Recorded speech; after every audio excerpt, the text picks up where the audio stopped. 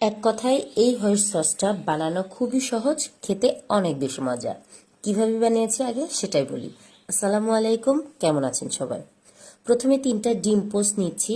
ডিম ভাজার সময় খেয়াল রাখতে হবে যেন পুড়ে না যায়, ভেতরে কুসুমটা যেন একটু নরম থাকে। দিয়ে দিচ্ছি 4-5 কোয়া রসুন। রসুনের কোয়াগুলো বড় হলে 2-3টা দিলেও চলবে। 1 চা চামচ গোলমরিচের গুঁড়া, দুধ 4.5 টেবিল চামচ, চিনি 4 টেবিল চামচ, 6 টেবিল চামচ সয়াবিন তেল, 1.5 টেবিল চামচ লেবুর রস। এবার সব কিছু একসাথে ব্লেন্ড করে নেব। ব্লেন্ড করা হয়ে গেছে। এখন যেহেতু আমি পরিমাণে একটু বেশি তৈরি করছি, তাই এর সাথে 1 টেবিল চামচ ভিনেগার অ্যাড করে ব্লেন্ড করে মিশিয়ে নেব। এতে করে 14-15 দিন নর্মাল ফ্রিজে এই সসটা রেখে খাওয়া যাবে, একটুও নষ্ট হবে না।